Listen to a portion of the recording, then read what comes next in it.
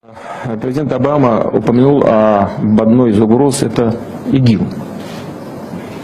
Ну а кто помогал вооружать людей, которые в Сирии боролись с Асадом-то? It's a disaster, and here's the thing. We've been funding people who are allied with ISIS. ISIS is stronger because we've been funding Islamic rebels in Syria. It's a big mistake. It's a big mistake. In this video clip, you're going to hear John McCain accidentally reveal that the United States wanted to arm ISIS. So, here you go. Already, the meeting in the White House over 2 years ago, everyone in the National Security Team recommended arming ISIS. Arming ISIS. Arming ISIS.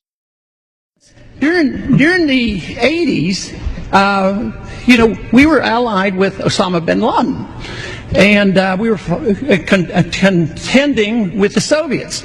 It was at that time our CIA thought it was good if we radicalized the Muslim world. So we financed the madrasa schools to radicalize the Muslims in order to compete with the Soviets. I mean, let's remember here, the people we are fighting today, we funded 20 years ago. And we did it because we were locked in this struggle with the Soviet Union. They invaded Afghanistan, and we did not want to see them control Central Asia. And we went to work. And it was President Reagan, in partnership with the Congress, led by Democrats, who said, you know what, sounds like a pretty good idea.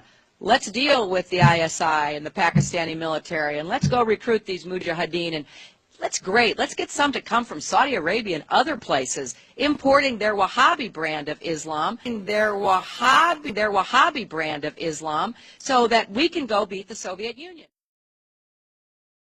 Saudi Arabia trying to destroy a monster that it helped create.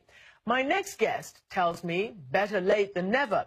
Saudi prince and billionaire businessman Al-Walid bin Talal joined me earlier from Paris. Doesn't Saudi Arabia also bear so much of the brunt of the blame for the rise of ISIS and such groups? So when the Syrian civil war began, Saudi Arabia and many other Gulf countries and many other countries in the world also supported all those groups that were trying to topple the regime over there.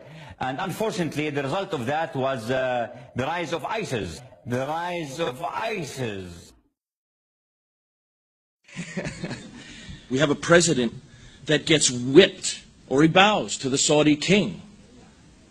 Why? So, what if him and his administration are intent on killing the American dream by giving it away, surrendering it, or funding the Muslim Brotherhood and the Arab Spring to form the caliphate that is coming?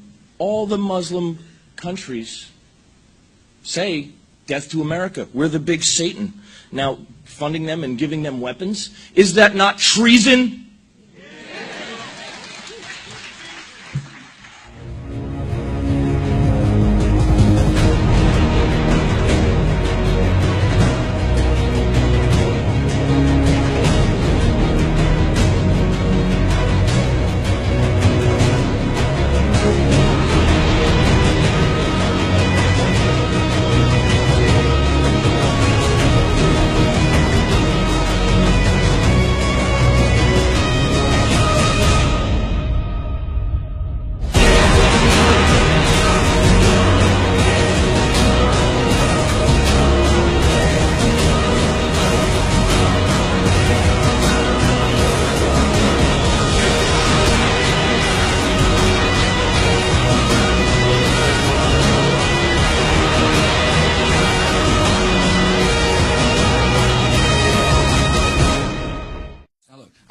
Part of the reason we went into Iraq was the main reason we went into Iraq at the time was we thought he had weapons of mass destruction. It turns out he didn't, but he had the capacity to make weapons of mass.